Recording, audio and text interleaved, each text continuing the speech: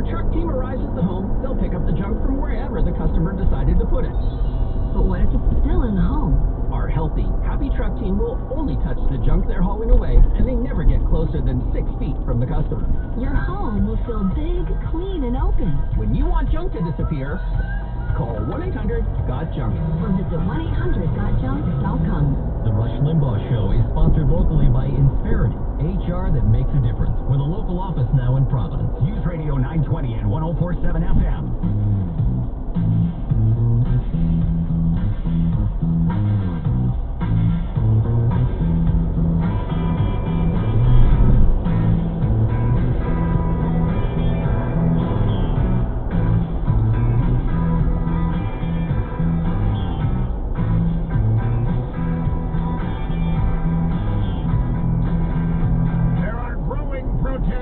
The fruited plain, the American people demanding that their states open for business.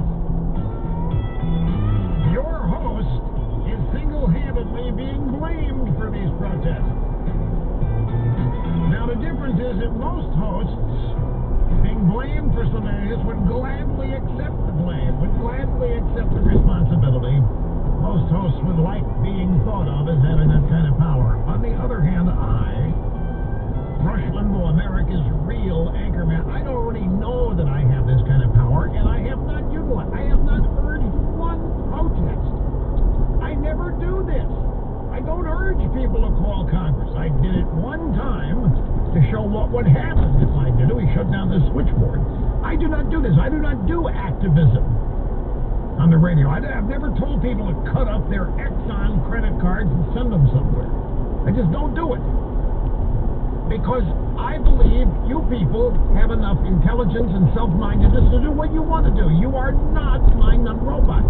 And this ongoing allegation that I, your host, am responsible for the protests is essentially an attempt to say that all of you who are demanding that your states open up the economy, you're nothing but a bunch of mind-numb robots, which they've been saying about you since this program debuted in 1988. That you're essentially brain dead. That I am a Svengali, a Pied Piper. You tune in here every day to find out what to think, to what to do, what to be mad about, and of course it's ridiculously absurd. And for 31 years this accusation/allegation has been made. For 31 years they know they're lying about it, the media. For 31 years they know they're making it up. But it has become, it's not a cliche, it's become a narrative. Grab audio soundbite number 7.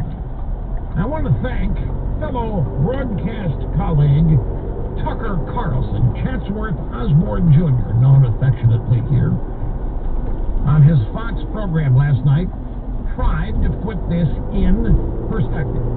You have protests against lockdowns across this country. You may like them, you may not. But what does that tell you? Why are they happening? Did Rush Limbaugh do all that? No, he didn't.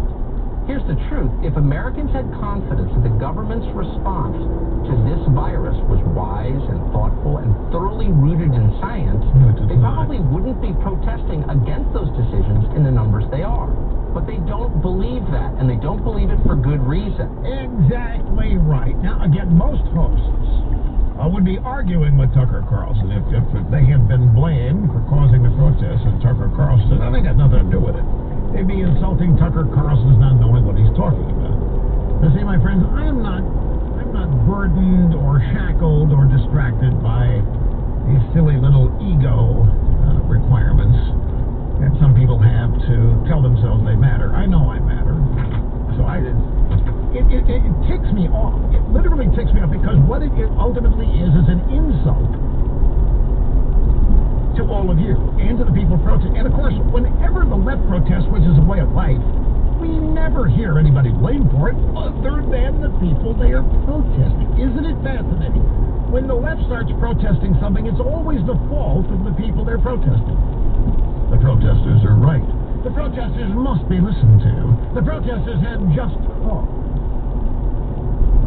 Whenever there are anti-government protests, anti-mayor, anti-governor, anti-Washington protests, then the protesters are mind-numb robots, stupid idiots, don't even know what they're protesting, They're just following orders issued to them by insane conservative media. And you can book it every time it happens. The reason these protests are happening is that people are fed up. They want to go back to work. And look, you can't suppress the news. The left, they might think if they ignore what we have learned from the Stanford research in Santa Clara County, and just to repeat that if you missed it yesterday, some researchers at Stanford University, Stanford is not Hillsdale College. It's not a hated right-wing institution. It's a very, very wanted, protected, esteemed left-wing citadel in academia. And they sent some researchers out to Santa Clara County, and they found that the infection rate is 50 to 85 times higher than the official reported number. The death rate, or the number of deaths, is the same. It means that if the infection rate is 50 to 85 times higher, it means the mortality rate for COVID-19 is way, way down at like a 0.01, 0.012, putting it in the neighborhood of the flu. It means if that many people in Santa Clara County have had the disease, have been exposed to it, have antibodies, or and didn't know they had it, it means a lot of people get this infection and don't even know it. They can be contagious. A lot of people get it who do suffer from it. The key number then following that is hospitalizations, and hospitalizations are way down other than in one place, and that would be the New York metro area. And Dennis Prager has a piece today in American Greatness and has an excellent question. Can I share with you the question that Dennis Prager asks? If half of the country's deaths were in Montana, would New York City shut down?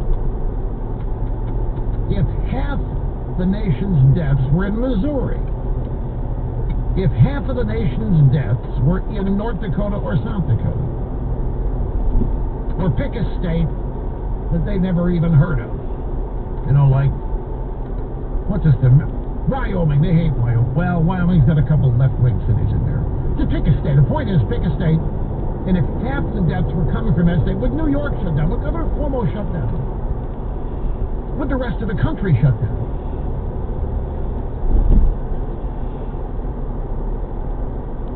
According to the New York Times coronavirus report on Sunday, at 2:48 p.m. Eastern Time, there were 35,676 COVID-19 deaths in the U.S. Of those, 18,000 were in the New York metro area. Now, the number's 42,000 now.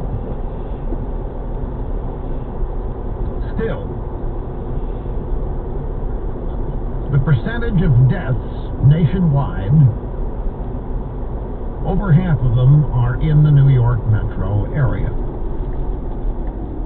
52% of all deaths occur in the New York metro area. Now let's imagine that the reverse were true. Imagine that Georgia, North Carolina, two contiguous states like the New York metro area. Let's say Georgia